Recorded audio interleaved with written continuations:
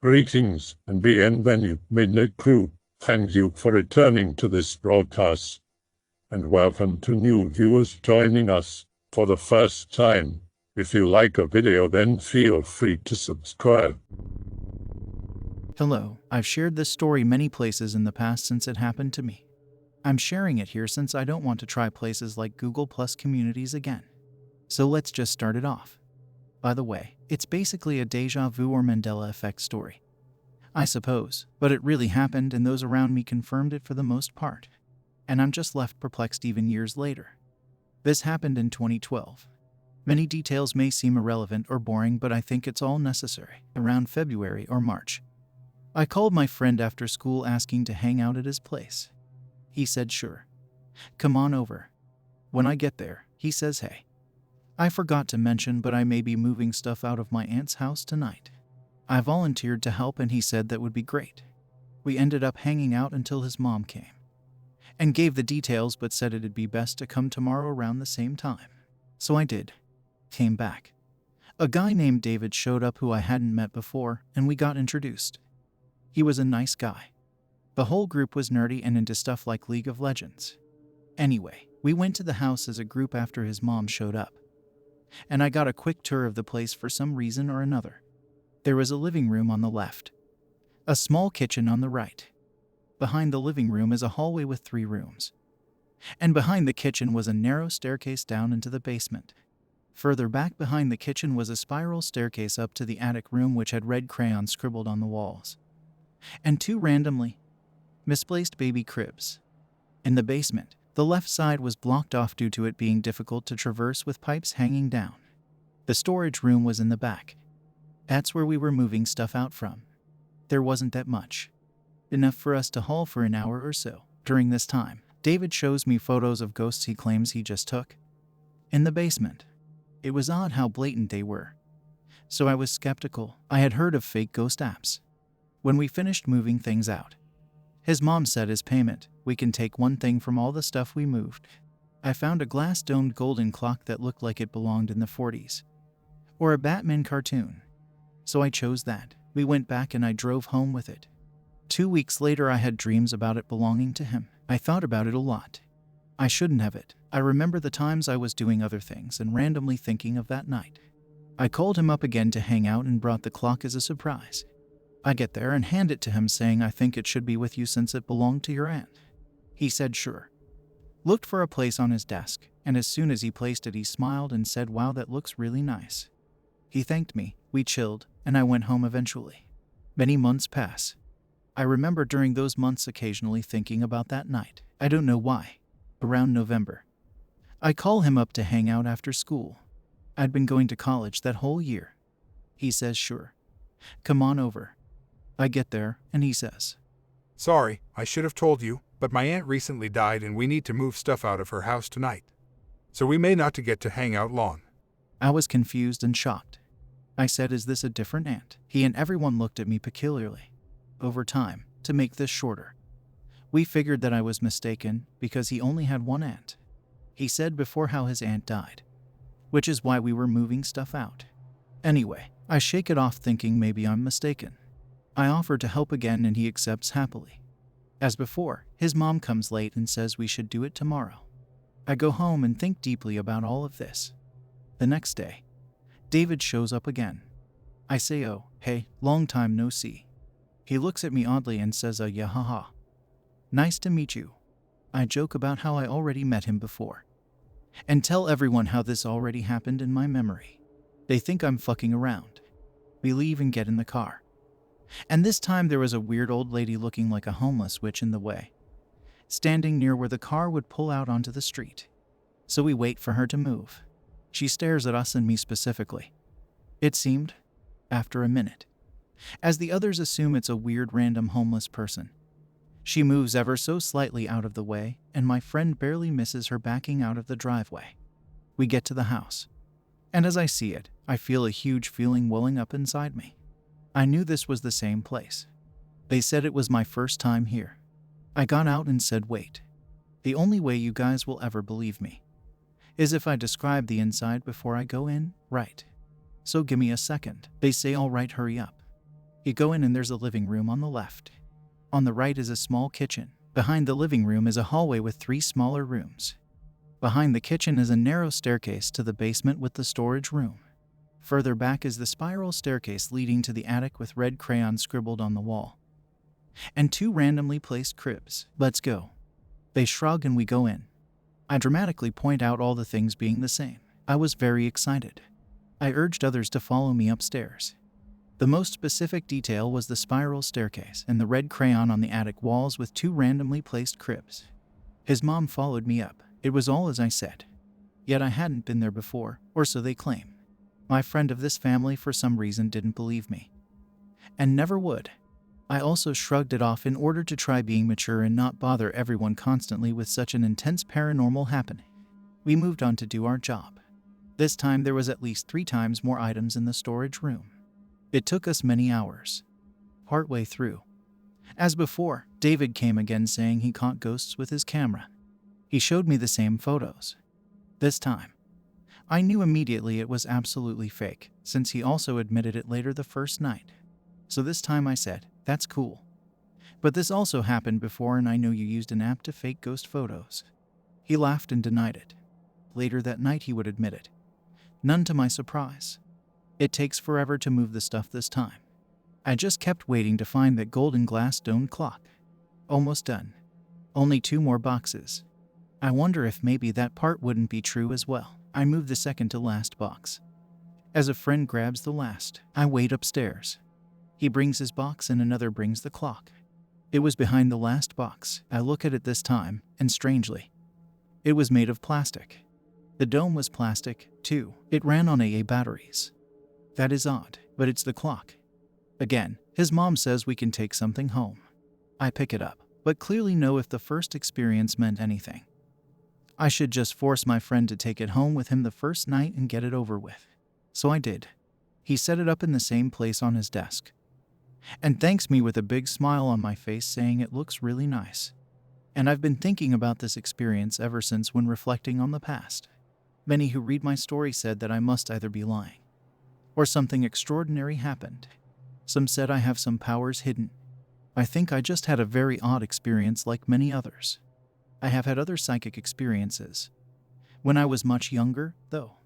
I'm not sure what it all means. Some viewers may find the following video disturbing. Viewer discretion is advised. Back in 2003, right after we invaded Iraq, I worked at one of the big mid-Atlantic distribution and repair hubs for the Salvation Army. Now normally if you're trying to donate a broken microwave or cassette player to Goodwill or the Salvation Army, they wouldn't even bother accepting that crap or just toss it after the fact if they realize it's something no one would want. But the Salvation Army is active in over 130 countries, and for some reason a lot of those countries had their own policies that said they aren't allowed to refuse donations of any kind. This was probably an idea done out of pure bureaucracy, since I'm sure they were losing money from it, but upper management's solution was simply to have every damaged VHS tape or DVD player with a burnt disc reader shipped to the US so it could be repaired here then sold. I was still in high school and wanted to spend the summer doing something that would look good on a college application when I volunteered, and ended up spending my days in a warehouse sorting through most of the entertainment products to see what could reasonably be repaired. The place was filled with those old plastic box TVs and video CD players, which are basically a much lower quality DVD. We got a treasure trove of foreign releases from these. More of them than you would think ended up being bootlegs or pirated versions. In a lot of third world countries, people buy movies from kids on the streets peddling video CDs and cigarettes.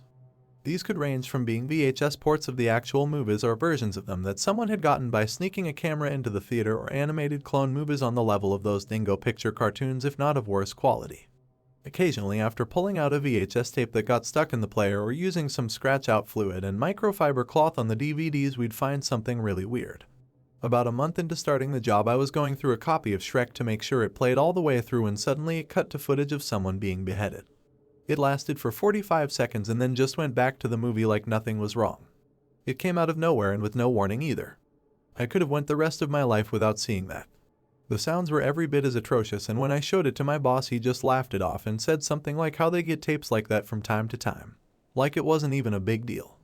Over the course of the summer there were a few more things like that. A home movie recorded on a blank VHS tape showing some Russian dad beating his daughter.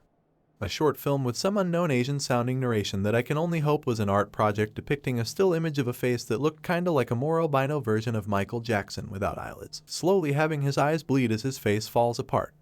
Of course, these were isolated incidents sprinkled through thousands of hours of TV recordings of sports matches and the Israeli dub of Roseanne.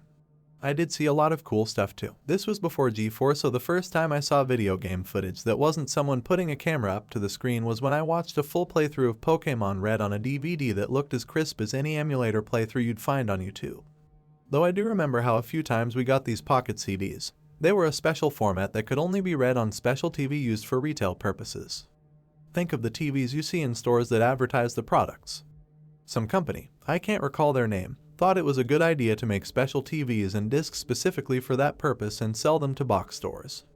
With the only advantage being that their special mini CDs were smaller and the video automatically looped indefinitely. I'm pretty sure Kmart was the only big US box store that started to use them, but we had one of the models in the warehouse. And just like anything else that got donated to the SAW, we had the job to see if the discs could be repaired and sent off to God knows where so they could be sold in the thrift stores. Not like anyone would buy these though. We didn't get these pocket CDs very often, but when we did they almost always worked, since the people who had originally tested them didn't know they had to use a special TV to play them. The stuff was never in English and mostly were just slideshows of furniture or dog food that went on for 5 minutes. Unlike normal DVDs or VHS tapes, we weren't able to skip through these, so we had to watch them through in real time. A couple of these mini CDs I have no clue on the purpose though. Some were blurry slideshows of the interior of homes while others seemed to just have random images. You knew they were connected though because of the music they all had. It was piano music but of a low quality. Like someone was recording from one of those laptops with a built-in mic that just started coming into the mainstream around that time. There were awkward pauses between the music being played and you could hear a static in the background during it. I wouldn't call it creepy but unsettling in a way you can't describe. Like sometimes it seems like the music is going too slow with the notes disconnected and other times it's too fast, with them all jumbled together. I'm not sure it was actual songs being played. There wasn't a connecting rhythm to them, and just when it started flowing at a pace where you almost might think it's a real song as opposed to someone just freestyling, they play the wrong key afterwards and it sounds a bit off or just start smashing keys at random, but in a way where you still can't tell if they messed up or sheet music told them to do it. Unlike the average 5-minute slideshows, these could go on 45 minutes.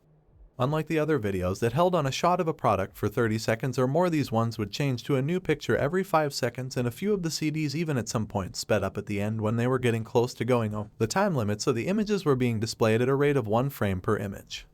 Now there was never anything as gory as beheading videos, but these were a lot odder. There were pictures taken outside at night from someone walking behind a distant figure. Some taken inside houses or showing a person sleeping. These ones seemed a lot more voyeuristic, and one I'll never forget shows a woman laying in bed as her eyes half open and get illuminated by the camera flash that lights up the pitch black room just as you can see a look of horror and confusion growing on her face. A lot of the pictures seemed weird at the time in a way I couldn't describe, but I guess are similar to those cursed images you see online or like those backrooms or liminal spaces type of compilations. At the end of some of the videos was some kind of white cipher and text over a black background. It was a grid shape or checkerboard pattern with timestamps in each box and numbers and letters on the top and bottom, along with an address and instructions to send a letter to it with the code for what product you want. So for instance, if 532 is below C and right of 14, then you would send them a letter with the words C14 along with cash or a check to get them to ship you the product. Which would be a weird way of ordering things on its own, but is only made much stranger when you remember that this video is supposed to be played in some kind of store, and the fact that many of the images didn't show products but were just strange photos inside people's houses or pictures of the woods taken at night. At the end of the summer I stopped volunteering for the Salvation Army and never included it on my resume for college. Hi, X. I don't know if this is paranormal or not. I don't even 100% know if it's all real or if I'm so paranoid and fucked up that I'm mixing things up. Either way, I feel increasingly more afraid and alone, and I don't expect to get help from you all. I just need someone to listen. As some background, I am bipolar. I take a daily SSRI to control my symptoms, and I do as much spiritual shit as I am able to keep myself balanced. By that I mean I volunteer my time as often as possible to help the homeless community here. I have a full-time job at a local low-cost health clinic. I exercise for 30 to 90 minutes a day. I see my parents once a week at least, and I have one old-ass senior cat. I mean to say that although I am mentally unwell, I manage. I do everything in my power to stay balanced.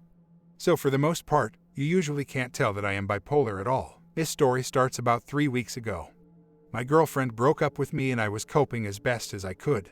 I am a work-wise person, so at this time in my life I deep dived into every activity possible and worked to keep the bad feelings away.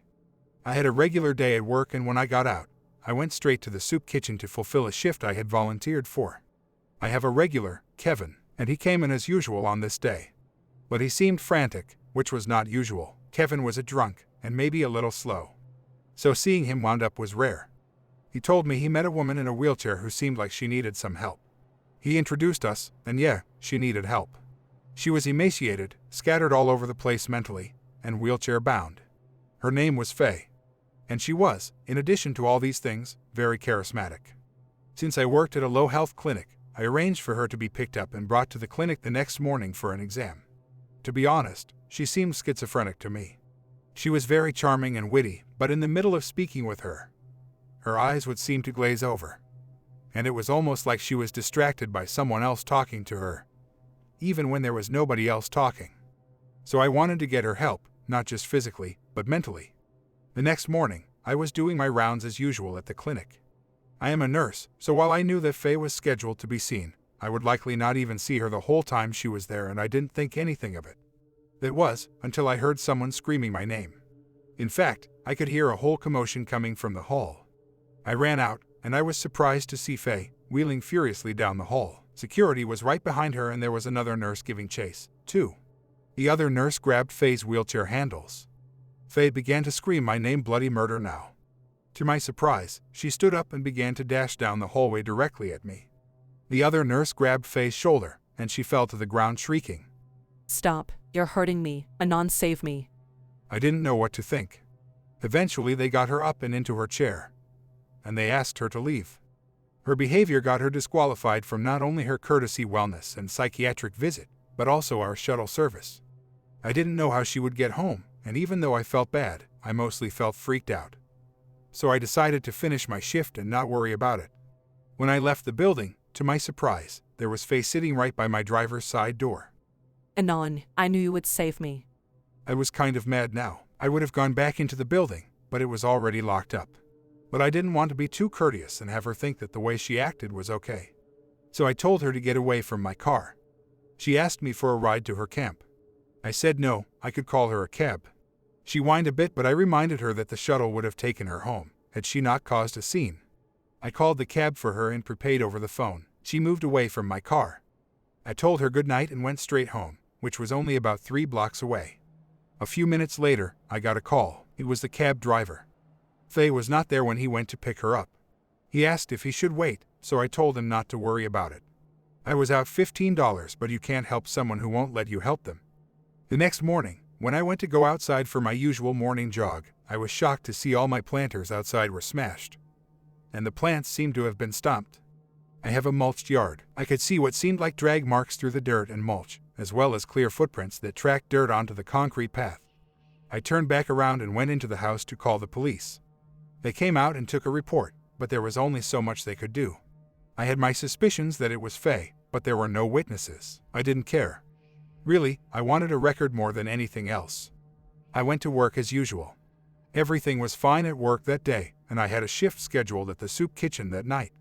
I didn't see Kevin, which was weird, but I didn't see Faye either. When I came home, everything seemed fine. I unlocked my door and set my stuff down, began taking off my shoes, all that stuff. I realized that my cat, Apollo, never came to greet me. I got up to track him down. I turned the corner into the hallway and froze. The back door was wide open. Apollo was a door darter, for sure. I knew he was gone. I searched and searched for hours well into the night but never found him. He is microchipped, so even though I was hysterical and sad, I was a tiny bit hopeful. I was so caught up in the search that I didn't think to call the police about my back door being open. I know for a fact it was locked before. I cried myself to sleep that night. I barely slept. The next morning, I went to the bathroom to take my meds. They were gone. I searched frantically for them to the point where I was in tears, but they were gone. There is logically nowhere else they would be. I don't take them anywhere. I called the police and filed another report, which made me massively late for work. This time, the cops weren't so helpful. The questions he asked me made me feel like I was the suspect. He was treating me like I was crazy. The pharmacist treated me the same. I had just picked up a refill the week before, so she was acting like I was a druggie or peddler. I started to get worked up and tearful, which she told me was drug-seeking behavior. She told me if I didn't leave, she would call the police. So I went to work late. I was barely hanging together. The lack of sleep, the fear that someone was in my home, my Apollo missing, my meds gone, too. I could barely keep it together at work. My performance suffered. My parents came to visit that weekend and they tried to help find Apollo, and to try to help me get my meds. Neither was fruitful. I don't have a driveway, but off-street parking instead. When my parents went to leave, they realized that the tires on the street side of their car were both slashed and completely flat. Again, we called the police. This time they told us to only call if we had an emergency. There were serious calls that I was getting in the way of. When everyone left, I was lonely and exhausted and tired. By that Monday, I had barely moved from my spot in the bed. I called out of work that day. On Tuesday, I replaced my morning jog with another search for Apollo. When I came back, my front door was wide open. I know I locked it. I know I did. I broke down sobbing and called the police again. They told me they would be there to take a report, and then 2 hours later they called me and again told me this wasn't an emergency, and I needed to come to the department if I wanted to file a report for something non-emergent. I went to work and got fired for poor attendance and performance. I guess I wasn't as good as I thought I was before all this started, either. I stopped going to my shifts at the soup kitchen. Last night, I felt watched in my house. When I looked out my window, I could see someone with a small frame standing in the backyard. They seemed to be staring at me. This was the day I also realized that the spare key that I hid under the stairs on the porch was gone. I have not found Apollo and I'm beginning to think I never will. And I've been off my meds for like 2 weeks. I don't know if I'm just spiraling out of control or if this girl is really stalking me, pretending to be in a wheelchair and apparently a master of stealth. All I know is this is the most isolating, scary experience of my life. I tried to be smart and responsible about the situation. But now, I'm just afraid. I grew up in Washington State. I had a very average childhood, volunteered on a producing farm across from my neighborhood every summer, which was very tight-knit. If you did something, your parents would hear about it. In my youth, I did a lot of urban exploring with my group of friends. We were paid fairly very little, but the work was fun. We children enjoyed the little jobs we had to do. Anyway, one summer there was a horse show in town and people came with trailers and caravans or RVs from as far as the East Coast. The campground, so to speak, was ways away from the farm but shared the same access road. My friends and I took off during one of the events and found a lot. Everyone had set up their expensive-looking trailers and we decided to root around and we found a trailer that looked like one of those movie scene trailers belonging to a fortune teller, the ones that follow the circus. An opportunity we really couldn't pass up. We made our way over and there was no one around. The closest living person was an old guy sleeping in a portable fold chair. We got inside and realized the interior was much more modern than we had hoped. Still, we wanted to look around. One of our group uncovers a wooden chest full of neatly organized books. I almost want to say tomes. They were crafted exceptionally well, looked like old manuscripts I've seen at my university library in retrospect. At the bottom of this chest was a simple wooden board. We lifted it off, but there was nothing underneath, very disappointing. However, the board had letters and numbers on the bottom of it. You can probably guess it was indeed an Ouija board. Only one of us could identify it, the brain of the group you could call him. So he held it to his chest and we replaced all of the books and got out of there. This is the backstory to how we came into possession of this thing. It would actually be a few years until we used it. Fast forward to high school, we had many more freedoms and less obligation to do anything but schoolwork, so we had study groups at my house. One of the nights my friend who ended up keeping it brought it along and wanted to use it, citing the reason as his continued research into magic but mostly spiritualism. So we had a list prepared. We did a lot of stuff prior to using the actual board, most of which I don't recall. It wasn't anything spectacular, just a very obsessive-compulsive rigidity to this routine. If someone messed it up, we would start all over. When it was all said and done, we were gathered in a circle around it. There were candles and symbols drawn onto the floor. It was a very intricate series of symbols connected in the center with lines and circles. We go on messing with the board and it seems like we get no results, and before long the topic of demonology comes up, per the friend who brought the board's prerogative. He kept using names that sounded like they came straight out of science fiction, but the board was reacting. We continued playing around with one entity in particular, some friends even going as far as trying to make deals, bets against, or taunting the board. One person ended up asking if we could see what this thing looked like, and the board didn't react for this first time since we started asking the second set of questions. Then, the room got heavy, it really felt uncomfortable. At this point, and I know this is very dopey or cliché, the candles suddenly went out.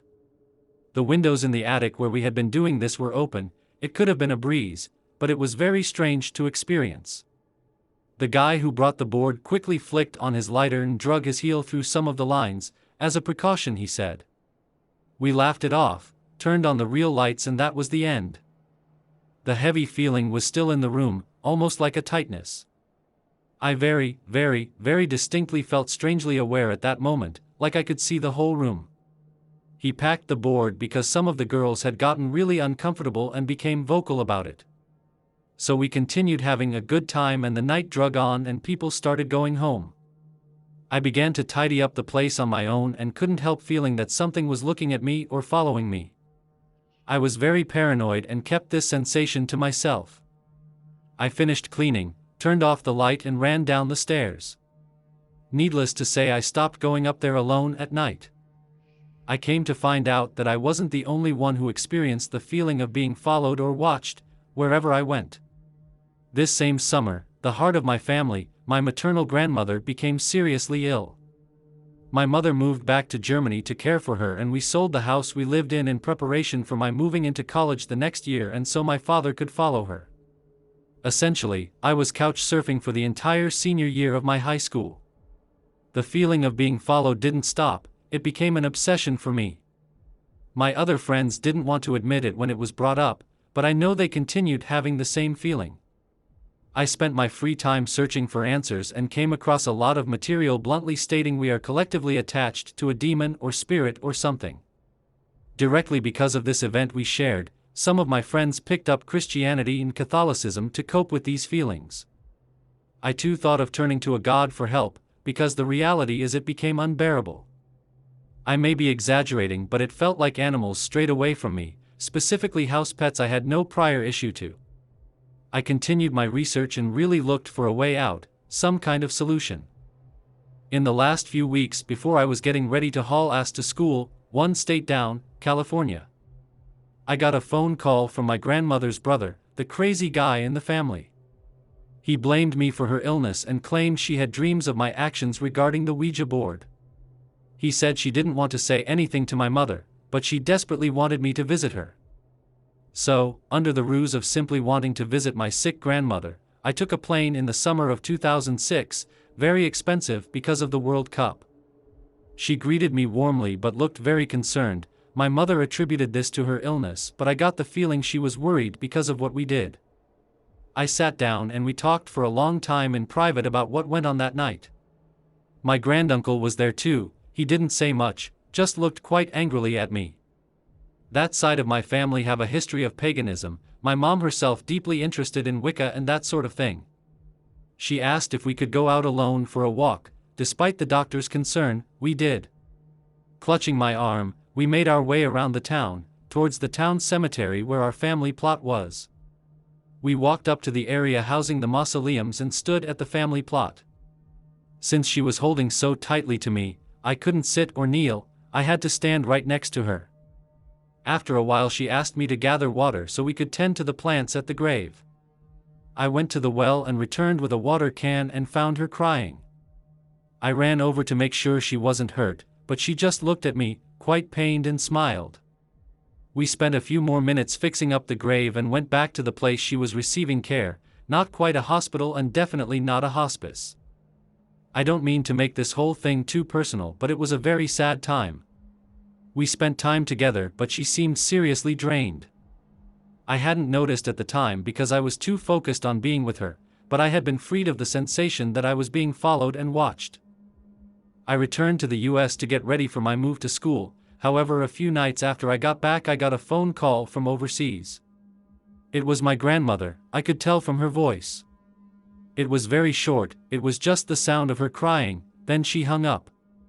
Not knowing how to take it, I phoned my mom and she checked on her and said she seemed to be doing fine.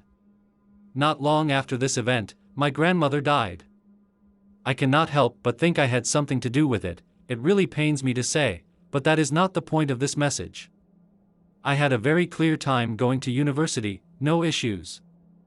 I browsed/X/ occasionally, but somehow these events did not come back to bother me even though their nature was a constant topic in my life.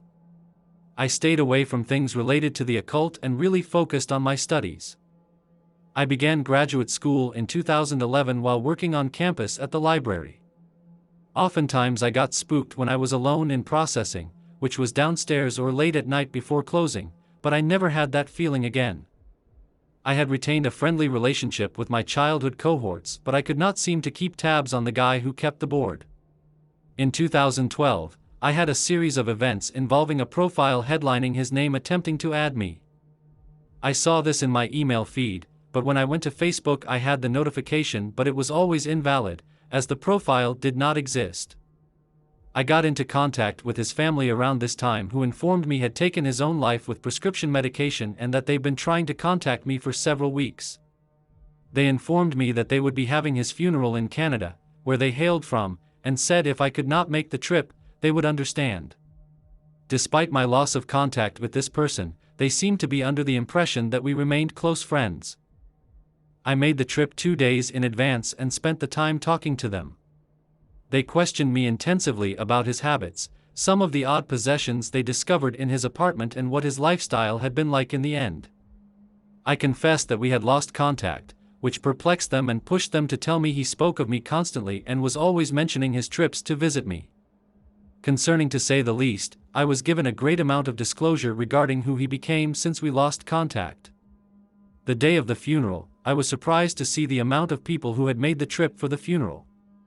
I recognized the people who were in our group of friends, but I did not recognize the majority of the people, some of which seemed very out of place. It was a bizarre experience to say the least. I exchanged more personal contact information with the parents, passed on my parents' contact information and went home. The day I got home I spent unpacking and decompressing. That night I received a phone call a few minutes past midnight. The phone rang, I picked it up and asked who was calling please and heard the other end hang up. This plagued me for the following weeks until I called my landline company to block the number, which in turn stopped the phone calls. I had the number written down on a sticky note, folded and put inside a book. I have since then moved to the East Coast, for work, 2013, and had a very average life. Putting these things out of my mind is difficult, but necessary to achieve normalcy. I found my current employer through my girlfriend, who is originally from New York but was in California due to school. We lived together and recently she discovered the sticky note with the number on it, which had apparently fallen out of the book when she was doing some decorative work. I saw the actual sticky note sitting on the desk and her own handwriting underneath the number read, "Didn't know if important, trash if not." I crumbled it up and trashed it but felt very uneasy. Until this point, life had clouded my memories of these events. Typing this out now feels almost like I have a crystal clear picture of what happened. I also want to mention that since I saw the sticky note, I have had the feeling of being followed, watched, etc. return. It feels like there is someone just behind me when I go upstairs. Being alone in the elevator feels crowded. I can't shave without feeling like something is there in the edge of my reflection, and as of last night I have been getting prank calls from a blocked number, always after midnight. I'm not sure what any of this means, but I do not feel safe in my own home, in my bed, on my way to the office. It is a very disturbing feeling. Animals look to avoid me. I notice people staring at me out of the corner of my eye, but I can't catch them. I'm not sure what I'm going to do next. I just felt strangely compelled to post a short excerpt of my life here in case that anything were to happen. Thanks for reading. I hope that you enjoyed tonight's broadcast. If you enjoyed tonight's story, then please subscribe to the channel, as more green texts will appear daily. A new broadcast will appear when the clock strikes midnight Central Time.